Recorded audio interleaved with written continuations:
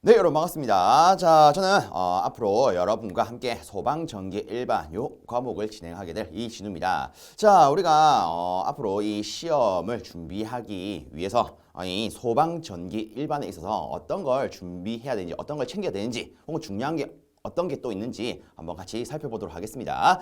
자, 우선 여러분 교재를 보시면 제일 첫 번째로 여러분들을 반기는 내용이 제1장 징유회로입니다. 그쵸? 자, 우선 제가 이렇게 한번 설명을 드려볼게요.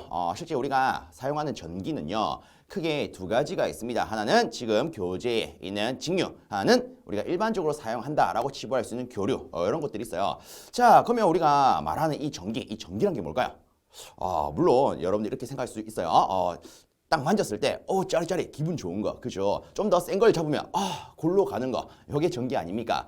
물론 이렇게 보면은 아주 위험한 것일 수 있지만 실제 이렇게 되는 경우는 좀 드물다, 그죠? 그럼 우리가 다른 시점으로 좀 생각을 하면 이 전기라고 하는 것은 여러분들이 흔히 알고 있는 가전제품들, 물론 우리가 일반적으로 전기 제품이라고 하죠. 이런 여러 가지 제품들을 가동시킬 수 있는 원천이 되는 아주 고마운 친구들이에요. 그렇죠? 그래서 사용을 잘하면 아주 고마운 거, 사용을 잘못하면, 즉 내가 이 전기를 직접 잡으면 찌릿찌릿 피카츄 되는 거, 이런 게 전기 아니겠습니까? 그죠? 그럼 일단은 이렇게도 한번 생각을 해봅시다. 물론 우리가 집을 생각을 하면 이 전기를 받아가지고 우리 집에 있는 여러 가지 제품들을 사용을 해요. 그럼 우리가 이 전기를 사용하려면 당연히 전기를 만드는 친구가 있을 겁니다. 이 전기를 만드는 친구를 우리가 뭐라 부릅니까? 그쵸? 발전기라 불러요. 전기를 발생시키는 기기, 발전기라 부르죠. 그래서 실질적으로 이 발전기가 전기를 만들면 이 발전기에서 우리 집으로 전기를 보내줍니다. 그래서 우리가 이 전기를 쓸 수가 있는데, 근데 실질적으로 이 발전기가 전기를 만드는 거 말고 또 어떤 것들이 있냐면, 여러분들이 흔히 가정집에 쓰는 건전지, 이런 것들이 있죠. 이 건전지라고 하는 것은 어떤 화학작용에 의거해서 전기를 만드는 친구들이 됩니다. 그리고 이런 발전기나 건전지를 제외하고 또 전기를 만들 수 있는 거 생각을 해보면, 실상 우리가 스스로 아주 작지만, 아주 미약하지만 전기를 또 만들 수가 있어요. 그럼 우리가 어떻게 전기를 만들 수 있을까? 요거를 조금 생각해 보려면 실상 이제 원자라는 개념이 필요합니다. 그래서 물론 우리 교재는 딱 징유회로부터 내용이 우리가 흔히 말하는 전기 기초인 전류, 전압, 저항부터 시작이 되지만, 실질적으로는 이에 더 기초되는 내용, 원자라는 것들이 있습니다. 이 부분도 실상 시험에 어느 정도는 나오기 때문에 한번 살펴보고 천천히 내용을 진행하도록 하겠습니다. 자, 우선에 원자 이렇게 한번 적어봅시다. 자, 실상 이 원자라고 하는 것은 이 세상의 모든 물질을 구성하는 아주 작은 최소 단위의 입자를 말을 합니다. 그래서 이 원자라고 하는 것에 있어서 실상 이 원자는 우리 눈에 보이진 않아요. 아주 작거든요. 실질적으로 여기에는 칠판도 하나의 원자로 이루어져 있고요. 지금 제가 쓰고 있는 이 분필 혹은 이 분필 홀더도 원자로 다 구성이 되어 있습니다. 그러면 저는요, 이미의 원자 모델을 여기다가 그려보도록 하겠습니다. 참고로 말하자면 실상 이 원자 모델은 여러 가지 모델들이 있습니다. 우리가 눈에 보이지 않는 것을 해석하기 위해서 여러 가지 모델이 있는데, 그 중에서 대표적인 것 중에 하나, 보의 원자 모델이라는 게 있습니다. 요거를 간단히 그려보면 실상 우리가 말하는 이 원자는요, 가운데 원자 핵이라는 친구가 있습니다. 자, 이 원자 핵 안에는 실제 아주 작게나마 플러스의 전기를 띌 수 있는 양성자라는 친구들이 있습니다.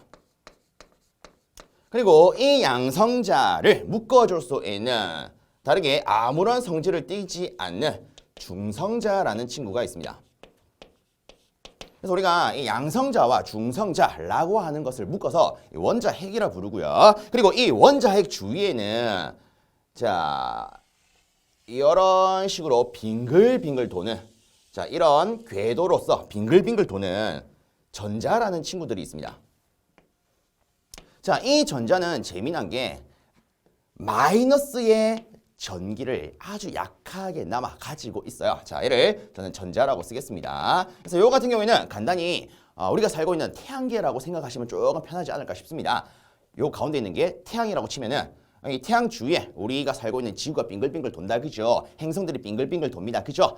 요 모델이라고 생각하시면 조금 편하실 거예요. 실질적으로 이 원자 핵이 있고 원자 핵 주위로 전자가 이렇게 빙글빙글 돌도록 구성이 되어 있는데, 자, 제가 방금 이런 말을 했습니다. 이 양성자라고 하는 것은 플러스의 전기를 아주 약하게나마 가지고 있고, 이 전자라고 하는 것도 아주 약하게나마 마이너스의 전기를 가지고 있어요. 실상 우리 시험에 간혹 한 번씩 언급이 되는 게 이 친구들은 얼마만큼의 전기를 가지고 있습니까? 요걸 묻습니다. 자, 그래서 제가 일단은 이렇게 좀 분류를 할게요. 이 원자라고 하는 것은 실상 구조적인 측면에 따지면 원자핵과 전자로 이루어집니다.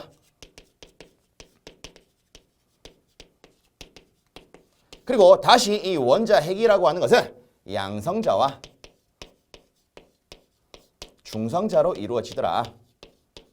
그러면 이때 이 양성자 하나가 가지는 전기의 양은 얼마나 되느냐? 이 친구는요 1.602 곱하기 10의 마이너스 19승만큼의 아주 작은 전기를 띠고 있습니다. 그리고 앞으로 우리가 이런 전기의 양, 자 이렇게 적어볼게요. 전기량, 이놈이 가지고 있는 전기량을 다르게는 이렇게도 부를 겁니다. 전하량이라고요. 그래서 전기량과 전하량은 같은 말이라는 거 미리 하나 조금 체크를 하겠습니다. 그리고 실질적으로 이 전기라는 학문에서 굉장히 중요한 게 단위입니다. 단위. 자, 앞으로 이 전기량, 전하량의 단위는요. 우리가 이렇게 쓸 거예요. C라고요. 자, 이렇게 가로 표시가 되어 있으면 이 친구가 단위가 됩니다. 아시겠죠? 자, 그럼 이 단위는 앞으로 어떻게 읽습니까? 얘는 쿨롱이라고 읽을 겁니다. 쿨롱. 그래서 보통 이 전하량 같은 경우에는요, 우리가 문자 기호로도 표기를 하는데, 보통 문자 기호로 쓸 때 아주 작은 전하량은요, 소문자 Q로서 표현을 합니다. 혹은 소문자 E로서 표현하는 경우도 있습니다. 참고로 봐주십시오. 자, 그러면 이 아래쪽에 있는 이 전자가 지니는 전하량은 얼마일까요? 얘는요, 1.602 곱하기 10의 마이너스 19승 쿨롱입니다. 양성자 하나가 가지는 전하량 혹은 전기량과 전자 하나가 가지는 전기량이 똑같네요. 그렇죠? 다만 차이점은요. 실상 제가 이런 말 했습니다. 플러스의 전기를 갖고 마이너스의 전기를 갖는다고요. 그렇죠? 그래서 이때 이 양성자에 있어서 양이라는 의미가 플러스를 의미를 합니다. 그래서 우리가 좀 더 정확하게 표현을 하면 실상 이 양성자가 가지고 있는 전기는요. 우리가 플러스 1.602 곱하기 10의 마이너스 19승이라고 표현할 수가 있고요. 전자가 가지는 전기량은요. 반대되는 극성으로서 마이너스 1.602 곱하기 10의 마이너스 19승 쿨롱이라고 표현할 수가 있습니다. 자, 그럼 여기서 재미난 게 하나 있어요. 어떤 게 있냐면, 자, 이 세상의 모든 물질은요, 이런 원자로 이루어져 있대요. 그럼 자 보세요. 우리가 가만히 딱 생각을 했을 때 지금 제가 사용하고 있는 거 이거 뭡니까? 칠판 아닙니까? 그죠? 이 칠판은 전기를 띨까요? 안 띨까요? 안 띨니다. 그리고 지금 제가 쓰고 있는 분필 홀더도 전기를 안 띄어요. 물론 우리가 이 세상을 따지고 보면 전기를 띄지 않는 물질들이 대부분이죠. 그렇죠? 자, 그럼 보세요. 지금 제가 그린 이 모델을 보시면 가운데 원자 핵에 양성자가 몇 개 있죠? 2개요. 겉에 전자가 몇 개 있죠? 2개요. 그럼 보세요. 실질적으로 우리가 이 모델, 지금 제가 그린 이 모델을 기준으로 하게 되면 플러스 전기는 몇 개만큼 있을까요? 일단 2개가 있으니까, 양성자 2개 있으니까 당연히 이놈에 있어서 2배만큼 있겠다. 그죠? 그래서 적어보면 양성자 한 개가 가지는 전기량이 1.602 곱하기 10의 마이너스 19승 쿨롱인데 개수가 2개가 있대요. 그럼 이만큼의 플러스 전기가 있을 겁니다. 그럼 마이너스에 대한 전기는요. 똑같이 1.602 곱하기 10의 마이너스 19승에다가 전자가 2개가 있으니까 전체적으로는 2배가 될 거예요. 그렇죠? 근데 하나는 플러스고 하나는 마이너스다 보니까 얘들을 더하면 어떻게 될까요? 그렇죠? 0이 되겠죠. 즉 실질적으로 어떤 원자에 있어서 양성자의 개수와 전자의 개수가 똑같이 들어가 있다면 얘는요 전기를 띠지 않습니다. 그럼 앞으로 우리는 이렇게 생각할 수 있겠죠. 이 칠판처럼 혹은 여러분들이 쓰고 있는 연필처럼 공책처럼 그렇죠. 이런 전기를 띠지 않는 물질은 기본적으로 이 원자에 있어서 양성자와 전자의 개수가 어떻다? 같다. 그죠? 자, 이처럼 두 개의 개수가 같아가지고 전기를 띠지 않는 상태를 우리가 흔히 중성 상태라고 부릅니다. 그러면 자, 이와 비교를 했을 때 중성 상태가 뭐라고요? 극성을 띠지 않는다고요. 그럼 여기 있는 중성자, 이놈은 극성이 있다 없다? 극성이 없더라. 이렇게 볼 수 있겠죠. 그래서 제가 앞서 미리 언급을 했습니다. 양성자를 묶어줄 수 있는 게 중성자라고요. 자, 그럼 여기서 우리가 또 중요하게 챙겨야 되는 게 있습니다. 실제 이 양성자, 전자 이런 극성으로 따지면 플러스 극성, 마이너스 극성. 다르게는 이렇게 볼 수 있겠죠. 이 플러스, 즉 양성자가 가지고 있는 전기의 양을요. 양전하라고 부를 수가 있습니다. 그러면 전자가 가지고 있는 전하량을요, 우리가 음전하라고 부를 수가 있는데, 그러면 우리는 이렇게 보겠습니다. 어쨌든 양전하, 음전하, 우리가 전하라는 이름으로 쓰게 되면, 자, 전하, 예, 극성이 동일한 게 있다. 즉, 동일한 극성 두 개가 있다. 플러스가 있던가, 마이너스가 있던가, 이때는 재미난 게 서로 간에 밀어내려고 하는 힘이 작용을 합니다. 그래서 전하의 극성이 동일한 것이 두 개 있을 때는 서로 간에 밀어내려고 하는 힘, 다르게 우리가 반발력이라 부릅니다. 혹은 다르게는 청력이라 불러요. 이런 힘이 작용을 합니다. 요거는 좀 더 쉽게 접근하기 위해서 제가 이렇게 말을 하겠습니다. 자, 일단 전하의 극성 기준으로 하면 플러스와 플러스가 있을 때, 혹은 마이너스와 마이너스가 있을 때인데, 실상 이 개념이 나중에 우리가 자석에 대한 걸 배웁니다. 자석으로 치부하게 되면 이 플러스가 N극이 되고요, 마이너스가 S극이 됩니다. 그럼 자 보세요. 우리가 일반적으로 알기로 어떤 막대 자석이 있을 때 N극과 N극을 갖다 붙이면 어떻게 됩니까? 서로 떨어지려고 하죠. S극과 S극을 갖다 붙여도 서로 떨어지려고 합니다. 아, 동일한 극성 두 개가 있으면 어떻다? 서로 밀어내려고 하더라. 그럼 자, 이렇게 생각해 봅시다. N극과 S극을 갖다 놓으면 어떻게 할까요? 얘들이 탁 하고 달라붙으려 하겠죠. 그렇죠? 이처럼 전하도요, 서로 다른 극성이 있으면, 자, 이렇게 씁시다. 극성이 다르다. 서로 다른 극성의 전하가 있으면 얘들은 서로 붙으려고 합니다. 이때 작용되는 힘을 우리는 흡입력이라 불러요. 다르게 얘를 인력이라고 부릅니다. 그러면 자, 우리가 이 모델을 가지고 생각을 해봅시다. 이 원자 핵에는요, 자, 중성자가 없다라고 생각을 해보세요. 양성자 두 개가 모여 있어요. 그럼 서로 간에 어떻게 되겠습니까? 떨어지려고 하겠죠. 그죠? 자, 이때 실제 얘들이 원래는 이 자리 고정이 되어 있는데, 우리 이렇게 생각할 수 있습니다. 얘가 고정되어 있는 이유는 이 중성자가 서로 밀어내려고 하는 힘을 상쇄시키기 때문이다. 즉, 이 중성자라고 하는 것은 극성이 없기 때문에 이 둘을 어떻게 할 수 있다? 묶어줄 수 있다. 이 정도로만 생각해 주시면 되겠습니다. 자, 그래서 지금 제가 뭐 원자 모델을 그리고 뭐 양성자, 전자가 가지고 있는 전하량, 그리고 전하 간에 있어서 극성이 동일하면 반발력, 다르면 흡입력이 있다. 이런 걸 안내를 드렸습니다. 그래서 지금 제가 이렇게 빨갛고 파랗게 체크한 것들, 요거 시험에 중요하게 작용이 됩니다. 얘들이 단독으로도 시험에 나올 수가 있어요. 근데 우리 교재에는 이 내용이 없다. 그죠? 그래서 여러분들은 딱 이 전하의 량, 이 값과 요 내용을 조금 따로 챙겨 주시길 바랍니다. 아시겠지요? 자, 그 다음에 제가 참고로서 참고하시라고 하나 좀 더 안내를 드리자면, 자, 실제 우리가 시험을 합격하는 데는 필요가 없지만 참고로만 안내를 드리겠습니다. 자, 양성자의 무게, 혹은 우리가 순수한 무게를 질량이라고 부릅니다. 양성자의 질량이 있고요. 그 다음에 전자의 질량이 있습니다. 일단 이 양성자의 질량은요, 우리가 1.672 곱하기 10의 마이너스 27승 킬로그램으로 표현을 합니다. 자, 보세요. 10의 마이너스 27승이에요. 이야, 어마무시하게 작은 값 아닙니까? 그래서 우리는 이 원자 하나가 있을 때, 혹은 양성자 하나가 있을 때 이 무게를 절대로 느낄 수가 없습니다. 그만큼 어마무시하게 작은 놈이에요.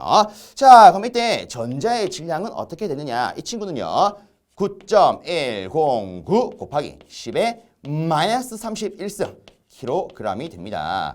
자, 일단은요, 제가 앞으로 여러분들과 함께 수업을 진행하면서 여러분들이 진짜 챙기셔야 되는 내용은 웬만하면 제가 빨간 걸로 표현할 거예요. 그 다음으로 중요한 건 파란 걸로 표현할 겁니다.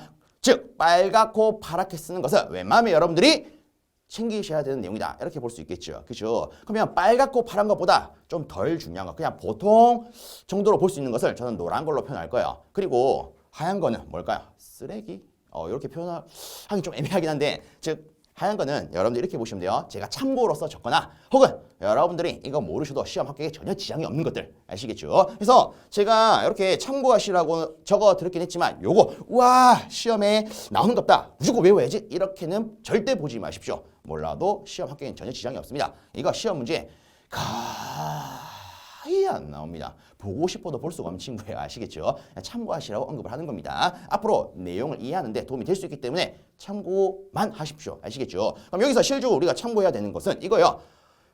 양성자 같은 경우에는 이 전자, 질량과 비교했을 때 실상 대략적으로 약 1840배 정도 무겁습니다. 약이에요. 약. 아시겠죠? 좀 더 정확하게는 1836배 정도 얘가 더 무겁습니다. 아시겠죠? 얘가 무거워요. 얘가 가볍습니다. 요거를 안내를 드린 데에는 조금 있다가 나오는 내용에 도움이 되기 때문이에요. 절대 외우지 마시고 그냥 단순히 양성자가 전자보다 그냥 무겁구나 이렇게만 생각을 해주십시오. 그리고 혹시나 해서 언급을 합니다. 그럼 중성자는 얼마나 무게가 나올까? 혹은 중성자의 질량은 얼마나 될까? 실제 중성자의 질량은요. 양성자의 질량과 똑같습니다. 실질적으로 옛날 옛적에 실제 이런 비슷한 문제가 나온 적이 있습니다. 다음 중 그 무게 혹은 그 질량이 가장 무거운 것을 골라라. 그래서 이거 절대 필기하지 마시고 그냥 느껴만 주십시오. 이런 게 있었구나. 첫 번째 전자, 두 번째 양성자, 세 번째 양성자 더하기 중성자, 그 다음에 네 번째 원자핵 더하기 전자. 이렇게 보기 주고 다음 중 질량이 가장 큰 것은 하고 물은 저기 아주 옛날 옛적에 있습니다. 최근이 아니에요. 옛날 옛적이에요. 아시겠죠? 그럼 이때 우리가 답으로 고를 수 있는 것은 몇 번일까요? 당연히 4번 될 겁니다. 실상 이 원자핵이라고 하는 게 양성자와 중성자의 합 아닙니까? 그렇죠? 즉 원자핵 더하기 전자 자체가 하나의 원자 전체적인 구조가 되겠죠. 그렇죠? 그래서 제일 무거운 것은 요거더라. 이런 걸 고를 수 있었던 문제가 아주 옛날 옛적에 있었지만 솔직히 지금은 굳이라는 표현을 쓰겠습니다. 굳이? 그냥 참고적으로만 봐주십시오. 실제 이런 게 있었긴 있었더라.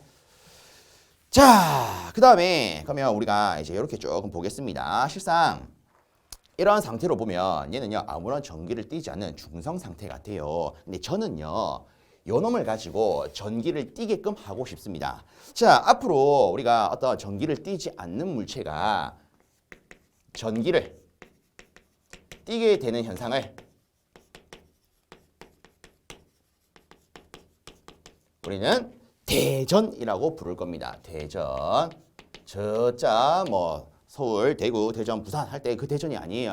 아시겠죠? 대전이라고 하는 것은 전기가 나타난다는 뜻입니다. 아시겠죠? 그래서 앞으로 전기를 띠지 않는 물체가 이 전기를 띠게 되는 현상을 뭐라 부를 것이다? 대전이라 부를 것이다. 그럼 이처럼 전기를 띠지 않다가 대전된 전기를 띠게 된 물체, 즉 대전된 물체를 우리가 뭐라고 부를 것이냐? 자, 이렇게 된 물체를 우리는 대전체라고 부를 겁니다. 그럼 실질적으로 전기를 띠지 않는 놈이 전기를 띈대요. 그럼 어떻게 해야 전기를 띠게 할 수 있을까? 가장 대표적인 예시가 마찰이 있습니다. 마찰. 혹시 우리 어릴 때 이런 실험을 했던 거 기억하십니까? 아마 대부분 분들이 이런 실험을 하셨을 건데 왜 책받침을 내 몸에 막 비벼가지고 머리에 딱 갖다 댑니다. 이런 실험 한 적 없습니까? 한 적이 없다면 지금 한번 해보십시오. 책받침뿐만 아니라 뭐 어떤 플라스틱 판이 있으면 몸에 막 비빕니다. 그리고 머리 위에 딱 올려보십시오. 그럼 머리카락이 이 플라스틱 판에 붙으려고 할 거예요. 실제 이 붙으려고 하는 이유가 우리는 이런 말을 하죠. 정전기 때문이다. 우리가 흔히 말하는 정전기. 왜 우리 조금 날씨가 건조하게 되면 막 옷 입을 때 찌직한다 그죠? 예를 가지고 정전기가 생겼네 이런 표현 쓴다 그죠? 자, 우리가 말하는 이 정전기라고 하는 것은 어쨌든 전기예요. 전기긴 전기인데 우리가 아는 일반적으로 흐르는 전기가 아니고 정지된 전기를 의미를 합니다. 어떤 물체에 정지돼서 나타나게 되는 전기를 정전기라 불러요. 아시겠죠? 그럼 자, 저는 이렇게 안내를 좀 드려보겠습니다. 여기에 어떤 물체가 있어요.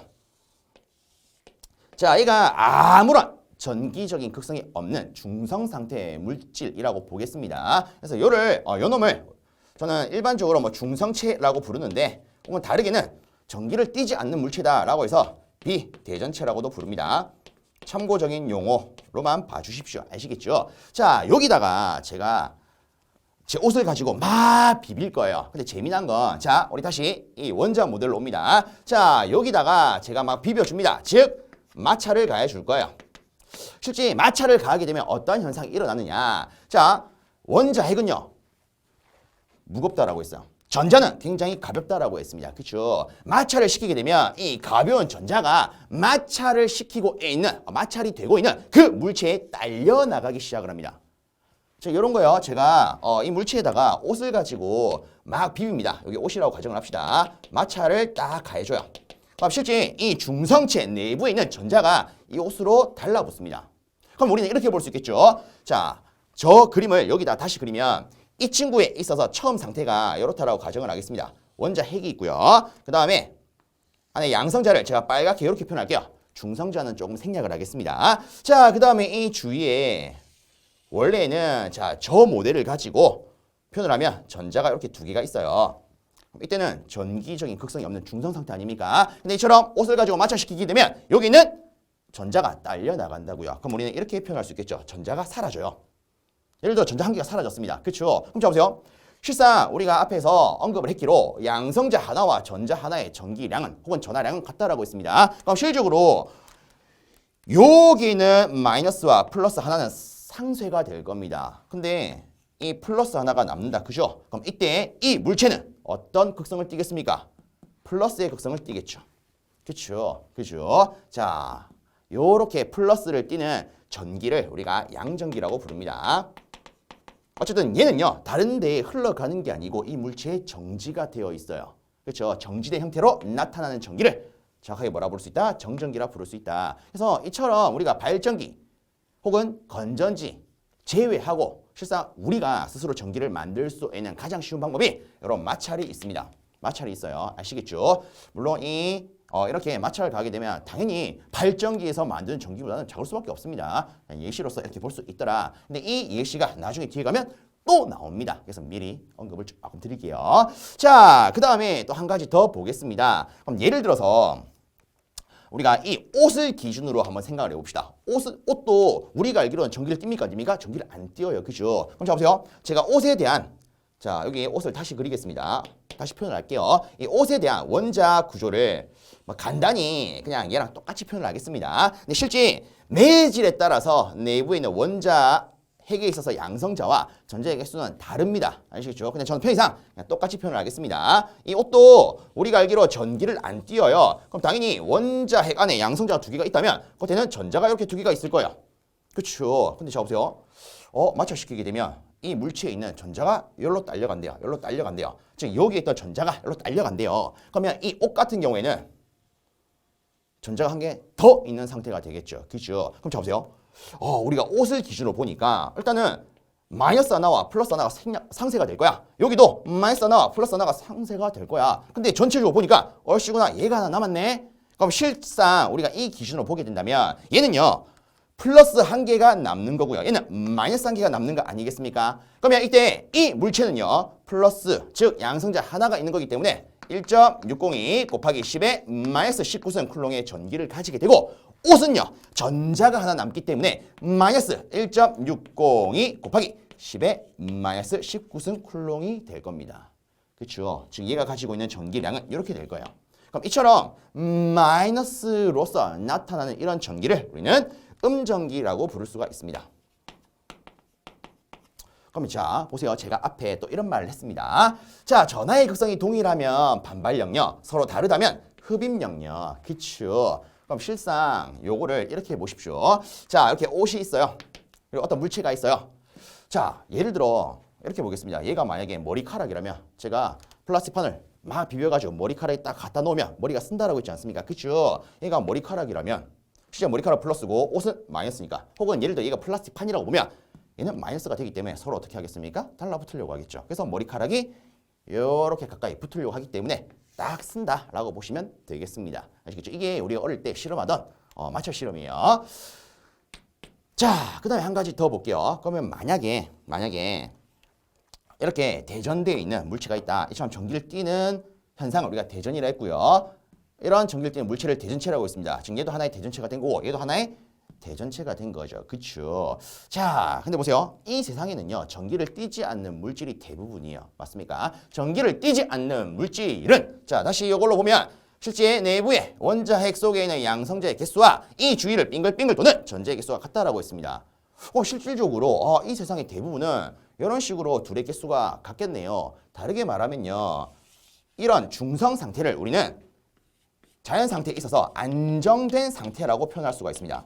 이 세상의 모든 자연 물질은요 항상 안정된 상태를 유지하려고 하는 성질이 있습니다. 그러면 자 보세요.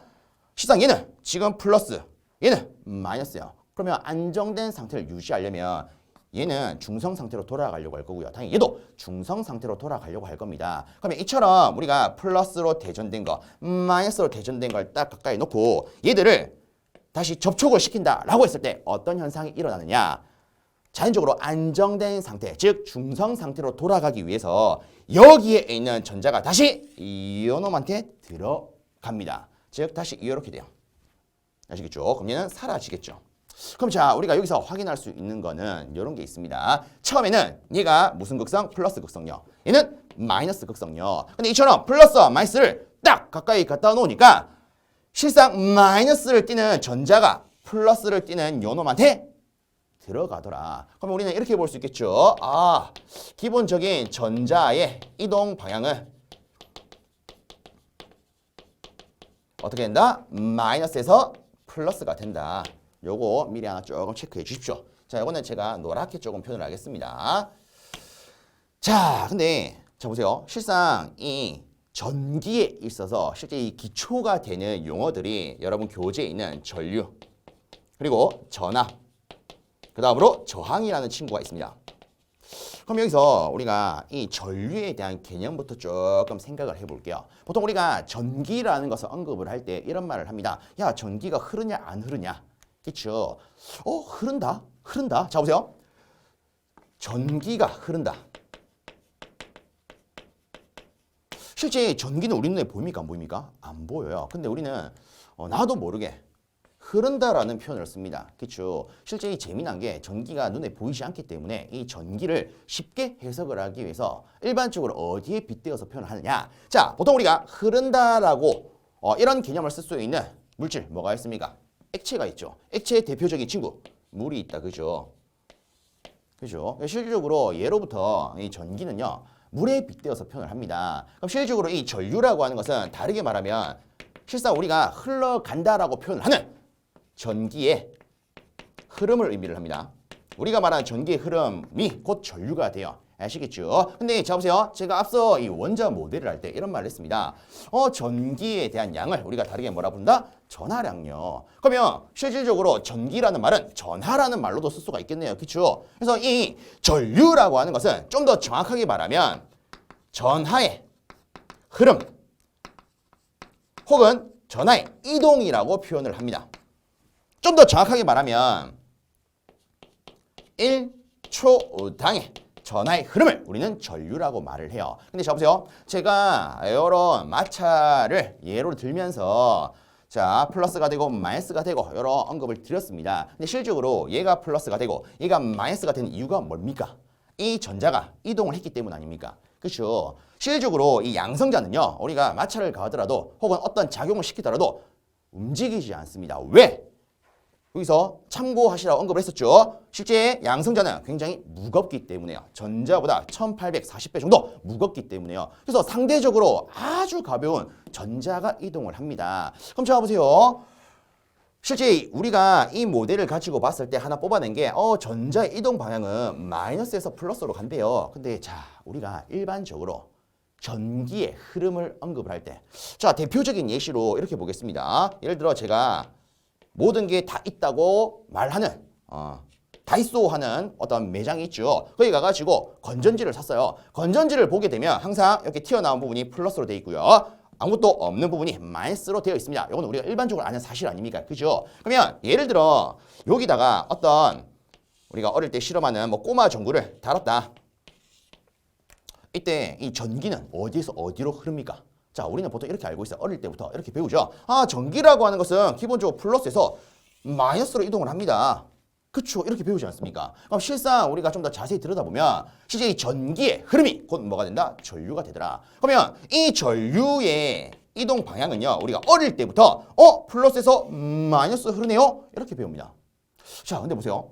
실상 이 전류는요. 좀 더 정확하게 말하면 전하의 흐름, 전하의 이동이 되는데 실질적으로 이 전하를 갖는 것은 양성자와 전자 두 개가 있어요. 근데 이 두 놈 중에서 실제 이동이 되는 것은 누굽니까? 상대적으로 가벼운 전자 아닙니까?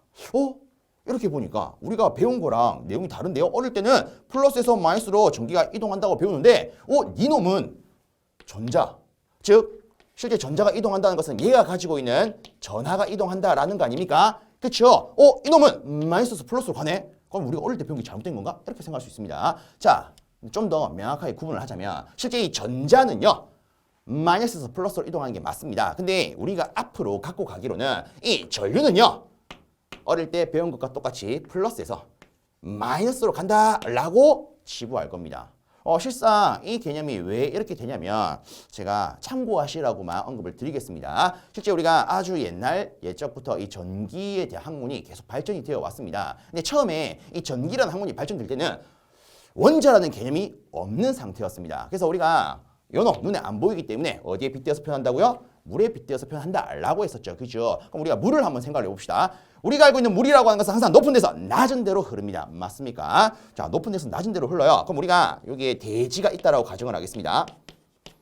자, 물이 있는 위치가 자, 예를 들어 이거 물이라고 할게요. 물이 있는 위치입니다. 물에 있는 위치가 위로 가면 갈수록 즉 높아지면 높아질수록 아래쪽으로 잘 흐르지 않겠습니까? 그렇죠. 그럼 우리는 이렇게 표현할 수 있습니다. 물이 있는 위치가 증가한다면 보통 우리가 수학적으로 증가를 표현할 때는 플러스로 표현을 해요.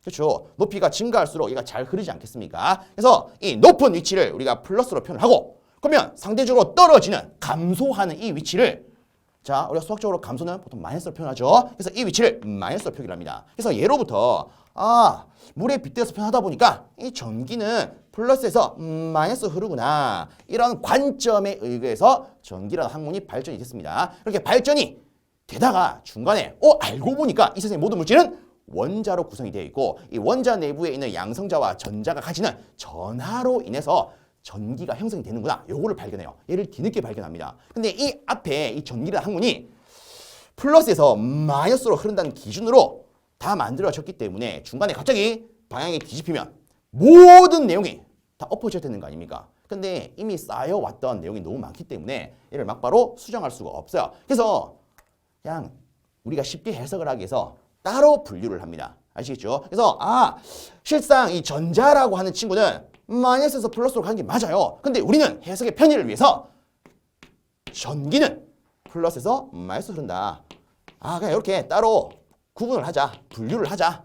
이렇게 되는 겁니다. 아시겠죠? 그래서 실상 이렇게 보시면 돼요. 이 전류는요. 실질적으로 전자가 원래는 이동을 하지만 우리가 플러스에서 마이너스로 간다라고 해석을 하려면 어떤 가정이 필요하냐? 양성자가 이동한다. 라는 가정을 해야겠네. 그렇죠? 왜? 서로 다른 극성은 붙으려고 한다면서요. 그러면 플러스가 마이너스 이동하는 것은 즉 플러스가 가지고 있는 양성자가 이동하는 거랑 같은 거 아니겠습니까? 그렇죠? 그래서 우리가 앞으로 배우는 모든 전류는요. 기본적으로 양성자가 이동한다 라는 가정하에서 나오는 내용이다 라고 보시면 되겠습니다. 물론 최근에는 이런 문제가 없는데 옛날 옛적에는 이런 문제도 나온 적이 있습니다. 자, 다음 중 전자의 이동 방향을 골라라. 그럼 우리가 전자라고 명확하게 나오면 어떻게 해석을 해야 된다? 마이너스에서 플러스로. 근데 전류라는 언급이 있으면 이와 반대로 플러스에서 마이너스로 가더라. 딱 요 정도만 구분을 해 주십시오. 아시겠죠? 그래서 요거 구분이 실상 필요합니다. 간혹 가다가 전자 기존 문제가 나올 수 있기 때문에. 그래서 여러분들 이렇게 갖고 가세요. 일단 전기는 우리가 어릴 때부터 배운 것처럼 기본적으로 플러스에서 마이너스로 가. 근데 전자라는 확실한 언급이 있으면 그냥 방이 반대가 되더라. 이렇게만 구분하면 되지 않을까 싶습니다. 자, 그러면 이제 불필요한 거 조금 치우도록 할게요. 자, 그래서 제가 이렇게 간단히 이제 원자의 개념을 가지고 이 전류의 흐름 방향의 기준까지 조금 안내를 드려봤습니다. 자, 요거를 이제 토대로 해가지고 제가 여러분들이 지금 교재상에 만나고 있는 이 직류회로에 대한 언급을 조금 드리겠습니다. 물론 우리 교재 기준으로는 단순히 전류의 정의가 뭔지, 전압의 정의가 뭔지, 저항의 정의가 뭔지 이렇게만 나와 있어요. 그죠? 근데 이렇게 딱 말로만 봤을 때 물론 기존에 보통 이제 이런 분들이 많죠. 이 소방 설비 기사를 준비하기 전에 뭐 전기 기사 혹은 전기 산업 기사를 준비하고 넘어오시는 분들이 굉장히 많습니다. 그분들에 있어서는 이거지 바로 이해가 되지만 만약에 이 소방 설비 기사 혹은 산업 기사를 처음으로 준비하시는 분들에 있어서는 내가 말로만 전류, 전압, 저항이라는 걸 들어봤지 실제로 얘가 뭔지 감이 안 오는데 이런 느낌을 좀 많이 받으실 거예요. 그래서 이런 분들을 위해서 제가 솔직히 저는 모든 분들의 입장을 고려해야 되지 않겠습니까? 그래서 조금 원초적인 개념부터 해서 내용을 진행하도록 하겠습니다. 자, 우선에 여기 칠판에 있는 내용은 제가 지우도록 하겠습니다. 근데 제가 마지막으로 한 가지만 더 체크할게요. 실상 지금 제가 적어놓은 이 칠판의 내용에 있어서 여러분들이 챙기셔야 되는 것은 앞서 언급했던 것처럼 이런 전하의 량, 즉 양성자 하나와 전자 하나가 가지는 전하의 량, 그리고 극성이 동일한 것끼리는 반발력, 다른 것끼리는 흡입력을 발생을 한다. 딱 요 정도로만 기억을 해주십시오. 물론 추가적으로 하면 전기를 띠게 되는 현상을 뭐란다? 대전이란다. 이것도 간혹 가다가 시험에 나올 수 있습니다. 그래서 요 정도로만 체크를 해주시면 되겠습니다. 자, 그럼 요거 싹 지우고 다음 내용 안내 드리겠습니다.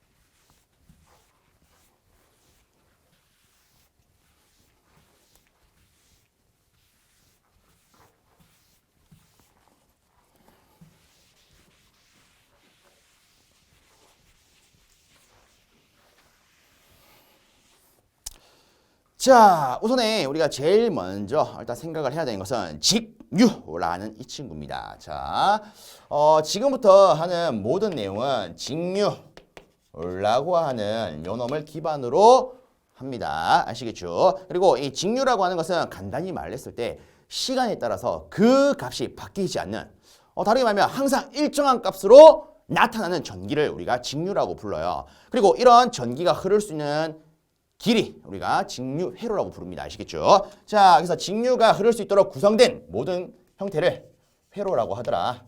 그래서 직류 회로 기반으로 안내를 드릴 건데 일단은 좀 더 기초적인 부분부터 안내를 드리겠습니다. 자, 우리가 배워야 되는 이 전기라고 하는 것은 실상 뭘로 빗대어서 표현할 수 있다? 물로 빗대어서 표현할 수 있더라. 그럼 이 물을 가지고 일단 한번 생각을 좀 해보겠습니다. 실질적으로 이 물이라고 하는 것은 우리가 흔히 언급을 하는 것처럼 흐르는 친구입니다. 흘러간다 라고 표현할 수 있는 친구예요. 그쵸? 그럼 자 보세요. 우리가 앞으로 이 물의 흐름을 전기의 입장에서 어떻게 표현할 것이냐. 자, 물의 흐름이죠. 그러면 물이라는 단어 대신에 전기를 넣어 보십시오. 그럼 얘는 전기의 흐름 이렇게 표현을 할 수가 있을 거예요. 근데 이 전기의 흐름은 다르게 전기라고 하는 것을 우리가 전하라고도 표현할 수가 있었죠. 자, 전하의 흐름 이렇게 표현할 수가 있습니다.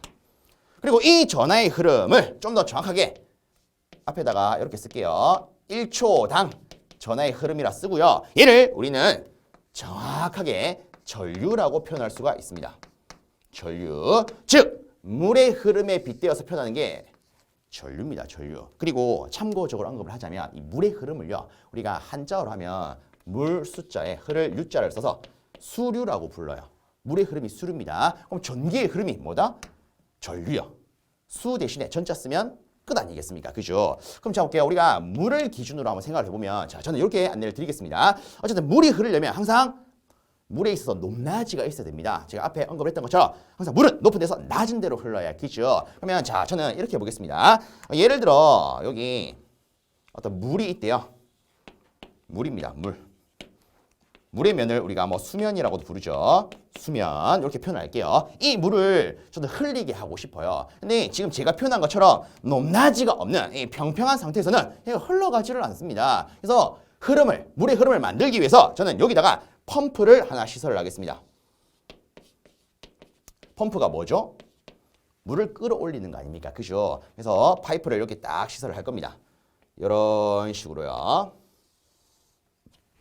자, 그리고 나서 여기다가 제가 수도꼭지를 하나 달 거예요. 그럼 우리가 수도꼭지를 완전히 틀어놓은 상태에서 펌프를 가동시키게 되면 여기 있는 물이 위로 쭉 끌려 올라갑니다. 그렇죠? 그리고 여기에서는 높은 데서 낮은 데로 물이 이렇게 떨어질 거예요. 맞습니까? 자, 그리고 여기서 제가 한 가지 더 표현을 하겠습니다. 어떤 걸 표현할 것이냐. 물이 떨어지는 요 앞에다가 물레방아를 시설하겠습니다. 물레방아 뭔지 알고 계시죠? 그렇죠. 물을 가지고 돌릴 수 있는 거 물레방 아닙니까? 자, 그럼 다시 우리가 펌프를 가지고 물을 끌어올려요. 그럼 자, 여기서 이렇게 생각할 수 있습니다. 이 펌프라고 하는 것은 다르게 말하면 어떤 역할을 하느냐? 물의 높이를 높여주는 역할을 합니다. 다르게 말하면 물의 위치를 높여주는 역할을 해요. 그렇죠? 자, 우리가 물의 위치를요, 보통 이게 수위라는 표현을 씁니다. 수위, 물의 높낮이 혹은 물의 위치, 수위라고 불러요. 그러면 우리는 이렇게 표현할 수 있겠죠? 여기는 수위가 아주 낮은 지점 아닙니까? 즉 0인 지점이요. 위로 올라가면 이 수위가 높아지겠죠. 그렇죠? 그래서 이 지점의 수위를 우리는 고수위라고 부를 수가 있습니다. 그럼 여기는 상대적으로 낮은 수위니까 저수위 지점이다. 이렇게 표현할 수 있겠네요. 항상 물이라고 하는 것은요, 이렇게 높이, 차. 다르게 말하면 우리가 이렇게 부를 수 있습니다. 수위에 차가 있어야만이 높은 데서 낮은 데로 흐를 수가 있어요. 그렇죠? 이러한 수위의 차를 만들어주는 게 뭐다? 펌프요. 아시겠죠? 자, 그럼 이 펌프를 통해서 물이 높은 데까지 올라갑니다. 그럼 여기서 물이 쑥 나와요. 떨어집니다. 그죠? 우리가 이를요, 수학적인 기호로 표현을 하게 되면, 자, 높이가 증가했다. 그죠? 증가한 부분을 플러스로. 그럼 여기는 상대적으로 높이가 감소되는 지점 아닙니까? 요놈 기준으로 보면 여기를 마이너스로 이렇게 표현할 수 있습니다. 그럼 자, 보세요. 결국 이 펌프라고 하는 것은 수위차를 만들어주는데 정확하게 말하면 마이너스 지점에서 플러스 지점으로 끌어올리는 역할을 한다라고 볼 수가 있습니다. 맞습니까? 그럼 여기서 물은요, 플러스 높은 지점에서 마이너스 지점으로 떨어지게 되네요. 자, 그럼 보겠습니다. 이 물이 떨어진대요. 다르게 말하면 물이 어떻게 하는 겁니까? 위에서 아래쪽으로 이동을 하는 거죠. 얘를 우리는 수류라고 부를 수 있다라고 했습니다. 물의 이동, 물의 흐름 아닙니까? 그렇죠? 자, 그리고 이 물이요, 물레방아에 떨어집니다. 그럼 자 보세요. 물이 물레방아에 부딪히면 이 물레방아는 어떻게 됩니까? 물이 떨어진 이 힘에 의해서 얘가 이런 식으로 회전하게 되죠. 아주 움직이게 되죠. 이런 것을 가지고 우리는 이렇게 말을 합니다. 아, 이 물레방아가 돌아가는 일을 하는구나. 즉, 물이 떨어지면서 물레방아에 일을 할 수 있는 에너지를 공급하더라. 이렇게 볼 수가 있습니다. 자, 근데 여기서 또 이런 게 있어요. 어떤 게 있냐면, 만약에 물레방아 없다라고 생각을 해보십시오. 물레방아 없게 되면 이 물은요, 요 아래쪽으로 아주 원활하게 떨어질 겁니다. 맞습니까? 근데 물레방아 있기 때문에 어떤 현상이 발생을 하느냐. 물이 원래 지가 떨어지는 경로로 바로 떨어지지 못하고 이놈과 부딪히면서 밖으로 튀어요. 그렇죠? 즉, 이 물이 이 물레방아에 부딪히면서 물레방아는 일을 할 수가 있는데 그와 동시에 물의 흐름에 있어서는 방해를 받게 됩니다. 이처럼 어떤 흐름에 있어서 방해를 하는 요소를 우리는 앞으로 저항이라고 부릅니다. 저항. 아시겠죠? 근데 우리가 이렇게도 생각할 수 있습니다. 자, 여기에 뭐가 있습니까? 수도꼭지가 있다. 그죠? 자, 지금 제가 얘를 언급할 때 이런 말 했어요. 수도꼭지 다 틀었을 때 펌프를 키면은 물이 올라간다고요. 그죠? 근데 예를 들어 수도꼭지를 완전히 잠그면 물이 흐를 수 있습니까? 없습니까? 흐를 수가 없어요. 그죠? 그럼 다시 이렇게 보겠습니다. 수도꼭지가 반만 열려 있다. 그럼 당연히 물은요, 반만 흘러나오겠죠. 그렇죠? 완전히 열려 있으면 물이 원활하게 나올 겁니다. 그러면 이 수도꼭지가 얼마나 잠겨 있냐에 따라서 물의 흐름에 지장이 발생을 하네요. 맞습니까? 즉, 수도꼭지가 잠기면 잠길수록 물의 흐름을 방해한다라고 볼 수 있는 거 아니겠습니까? 그러면 이 수도꼭지도 하나의 뭘 가지고 있다? 저항을 가지고 있다. 이렇게 볼 수 있겠죠. 그렇죠? 자, 그 다음에 우리가 하나 또 보겠습니다.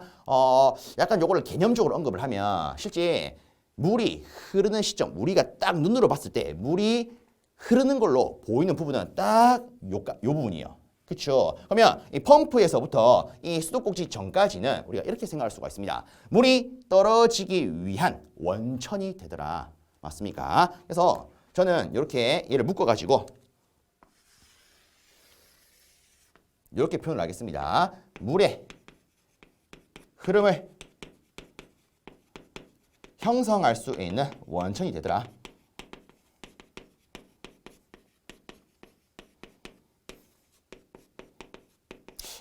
혹시나 해서 말을 꺼내는데 혹시 이거 그리시는 분 없죠? 그리지 마세요. 알겠죠? 그냥 느끼시면 됩니다. 이런 개념이구나. 이런 느낌이 중요한 거지. 이 그림이 중요한 거 아니에요. 시험장 갔을 때 이런 그림 안 나옵니다. 자, 개념적으로 전기란 게 이런 개념입니다. 언급을 드려서 그리는 거지. 이거 따라 그리지 마세요. 혹시나 그림이 필요하시다면 제가 조금 이따 살짝 비켜드릴게요. 사진 한번 찍으시는 게 낫지 않겠습니까? 스크린샷이라고도 하죠. 스크린샷 찍을 수 있는지 모르겠는데 어쨌든 사진 한번 찍는 게 낫지 않겠습니까? 여러분들 손은 소중합니다. 왜? 시험장 가서 활용을 해야 되기 때문에. 그렇죠? 지금은 손 아껴 주십시오. 자, 그럼 다시 진행하겠습니다. 우리가 요 개념을요, 어쨌든 물의 기준으로 봤어요. 그럼 이제 실상 우리한테 필요한 건 전기의 개념 아닙니까? 그래서 이 전기 개념으로 뒤집어 보도록 하겠습니다. 자, 일단 전기는요, 실제 물에 빗대어서 표현을 할 수 있기 때문에, 자, 보세요. 실제 물은 수위차가 있어야 흐를 수 있다라고 했습니다. 그렇죠? 그러면 전기도 마찬가지겠네요. 맞습니까? 자, 그럼 볼게요. 전기에 빗대어서 표현을 하게 되면요, 일단 요거부터 취급합니다. 물의 이동을 뭘로 표현할 수 있다? 전류로 표현할 수가 있다. 자, 앞으로 이 전류는요, 우리가 문자 기호로 I라고 표현을 할 겁니다. I요. 아시겠죠? 자, 여기다가 다시 한번 쓰겠습니다. 전류라고 하는 것은 우리가 I라는 문자 기호로 표현을 합니다. 그리고 이 친구도 단위가 있습니다. 단위를 A라고 쓰고 얘를 암페어라고 읽습니다. 암페어. 자, 그 다음으로 자, 보세요. 어쨌든 이 물의 흐름을 만들려면 이런 높낮이가 필요합니다. 그럼 자, 보세요. 물의 높이를 우리가 수위라고 했지 않습니까? 그러면 전기의 높이를 뭐라고 부를 것이냐? 숫자 대신에 전자로만 바꿔 주십시오.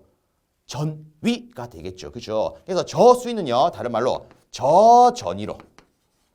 고수위는 다른 말로 전기에 빗대서 표현하면 고전위로 표현할 수가 있습니다. 그럼 이때 고전위가 있고 저전위가 있으면 높이 차가 발생하겠네요. 그렇죠? 물에 빗대어서 표현할 때는 수위차라고 했습니다. 그럼 전기에 빗대어서 표현하면 얘가 전위차가 되겠죠. 자, 앞으로 이 전위차를요, 우리는 이렇게 말을 할 겁니다. 실상 자, 간단히 이렇게 언급을 할게요.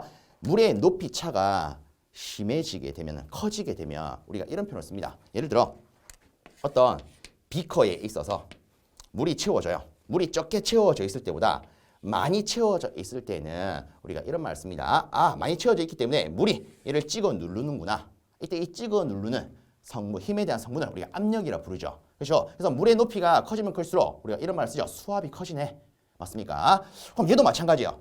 전기의 높이가 커지면 클수록 이 전기에 대한 압력이 커지게 됩니다. 이 전기에 대한 압력을 우리는 전압이라고 불러요. 즉, 지금 여기서 표현한 이 전위차를 여러분들이 흔히 들으셨던 뭘로 표현할 수 있다? 전압이라 표현할 수가 있습니다. 전압. 아시겠지요? 앞으로 이 전위차가 전압이에요. 그래서 여러분들 시험 문제를 풀다 보면 전위차를 계산하세요. 전압을 계산하세요. 막 중구난방으로 용어가 나옵니다. 그럼 우리가 문제를 원하게 풀려면 같은 용어, 같은 개념의 용어라는 건 알아야겠죠. 그죠? 그럼 자, 보세요. 물에 다시 빗대어서 언급을 하자면 이 수위차를 만드는 게 누구라 했습니까? 펌프요. 그러면 전기에 있어서도 이런 전위차를 만들어주는 혹은 전위차를 유지시켜 줄 수 있는 그런 능력이 있겠네요. 그런 능력을 우리는 앞으로 이렇게 말을 합니다. 기전력이라고요. 기전력이라고 하는 것은 전위를 일으키는 힘이라는 의미입니다. 아시겠죠? 즉 펌프를 전기에 빗대서 표현하면 기전력이라 부를 수가 있습니다. 이 기전력을요, 우리가 보통 E라고 표현을 합니다.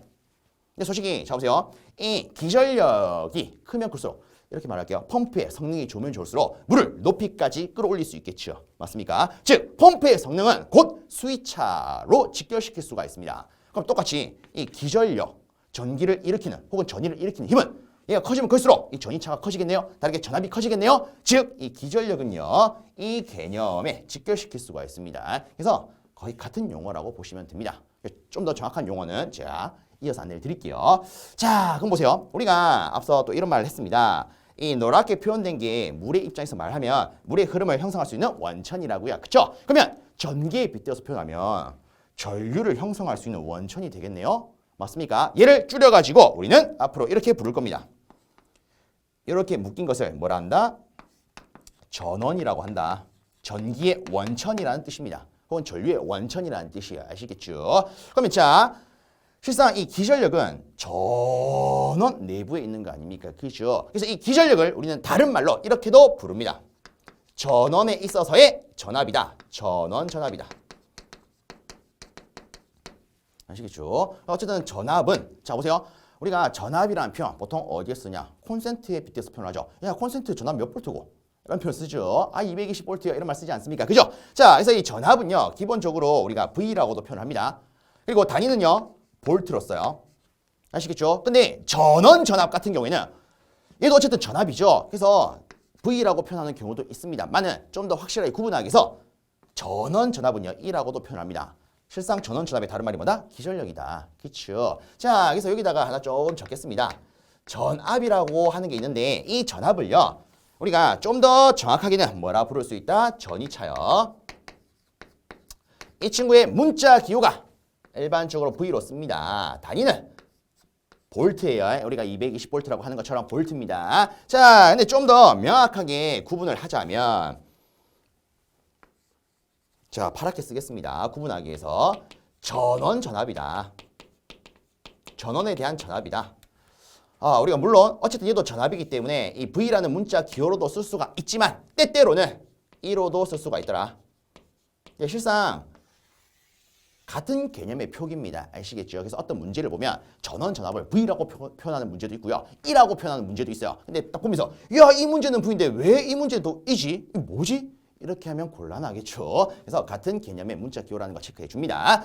자, 그 다음으로 또 보겠습니다. 자, 실상 그러면 우리가 전기에 빗대서 표현을 하는데 자, 그럼 보세요. 물의 흐름이 있어요. 근데 이 물의 흐름을 방해하는 것을 뭐라고 불렀습니까? 저항요. 그럼 전기도 마찬가지로 이 물의 흐름에 빗대어서 표현하는 이 전류의 흐름을 방해하는 요소가 있겠네요. 그렇죠? 얘를 우리는 저항, 좀 더 정확하게는 전기 저항이라고 부릅니다. 아시겠죠? 자, 그래서 여기다가 한번 적어보면 전기 저항. 근데 우리가 흔히 얘도 그냥 저항이라고 부르기 때문에 제가 전기라는 말을 가로로서 좀 표현하겠습니다. 그래서 우리 시험에 나오는 그냥 저항은요, 싹 다 전기 저항이라고 보시면 됩니다. 아시겠죠? 자, 이 저항은 우리가 영문으로 레지스터라고 부르기 때문에 R로 표현을 하겠습니다. 자, 그리고 이 저항의 단위는 이렇게 씁니다. 요거 물론 이제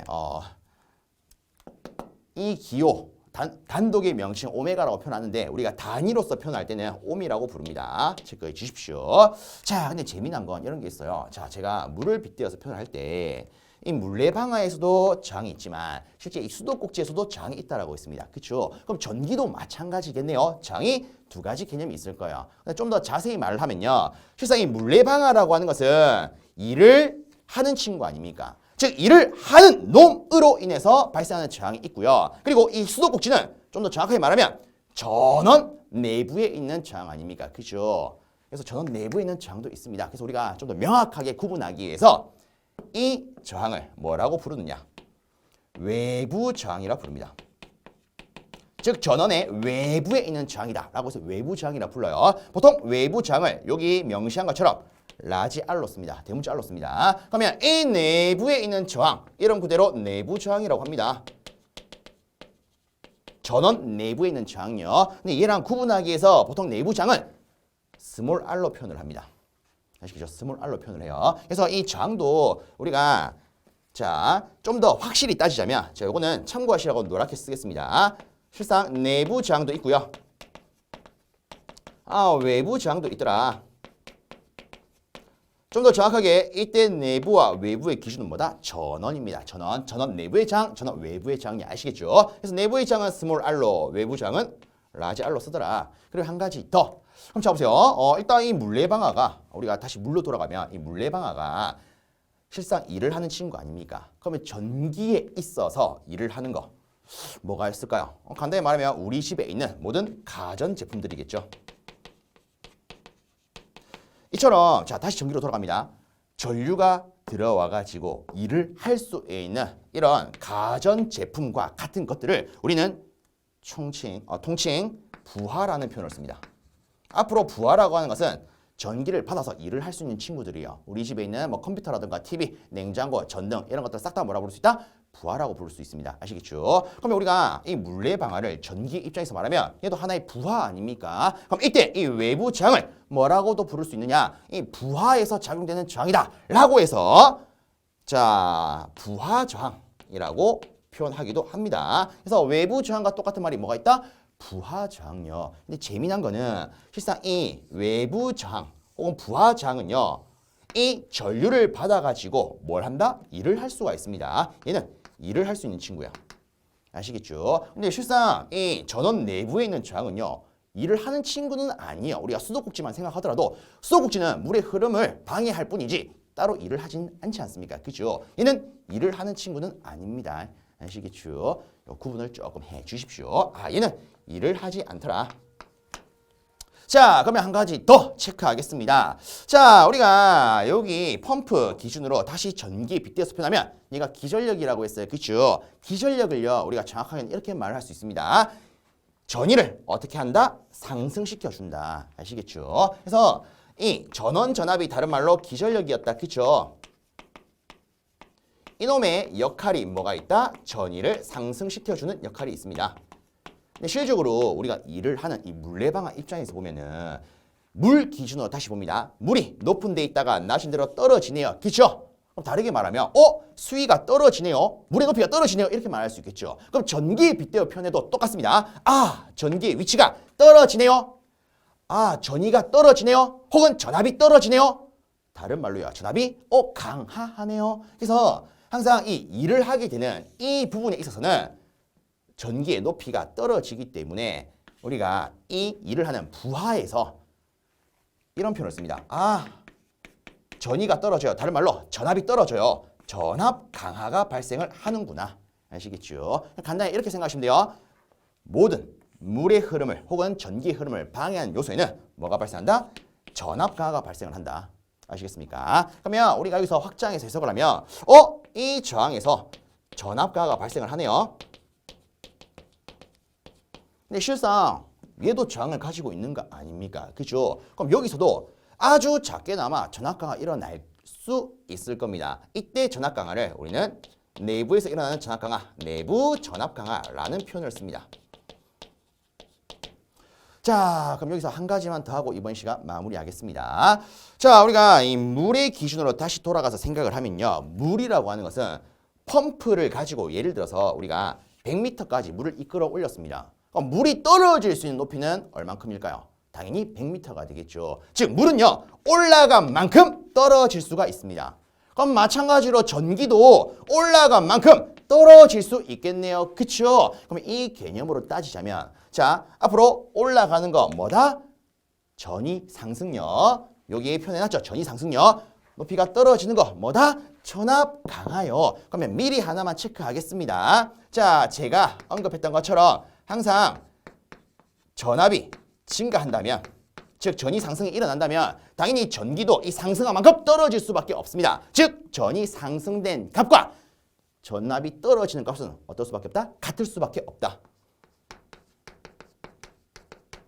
다시 쉽게 말하면 우리가 어떤 산에 등반을 합니다. 자, 보세요. 사람으로 취급하겠습니다. 제가 산 등반을 해요. 그럼 내려올 때는 등반한 것만큼 내려오지 않겠습니까? 항상 올라간 만큼 내려올 수밖에 없어요. 그렇죠? 올라간 만큼 내려온다. 이런 의미가 되겠습니다. 자, 이런 것을 우리가 앞으로 이렇게 부를 거예요. 히, 르, 히, 호, 프. 전압법칙이다. 즉 전위, 다른 말로 전위차. 전위가 상승된 것은 전위차가 발생한 거 아닙니까? 전압에 대한 개념이죠. 왜? 전위차가 곧 전압이라는 말이기 때문에. 그렇죠? 자, 얘도 전압이에요. 즉 전압에 대한 관계성을 나타내는 법칙이다 라고 해서 전압법칙이라 하고요. 이 전압법칙을 키르호프라는 키르호프라는 분이 만들었기 때문에 키르호프 전압법칙이라 부릅니다. 아시겠죠? 자, 물론 전압법칙이 있으면 전류법칙도 있고요. 이 외적으로 또 다른 법칙들도 있습니다. 자, 근데 우리가 첫 시간인데 시간도 너무 오래 잡았어요. 그쵸? 그래서 이번 시간 여기서 딱 마무리하고 이 다음 시간에 여기서 이어서 추가적인 내용 안내 드리겠습니다. 아시겠죠? 자, 일단은 제가 물론 이제 첫 시간이기도 해서 일단 개념적인 부분부터 이렇게 하나씩 잡아드리고 있는데 시간 소요가 너무 많아요. 그래서 자, 여기서 깔끔하게 마무리하고 저는 또 다음 시간에 여러분과 함께 하겠습니다. 자, 여러분들 수고 많으셨습니다.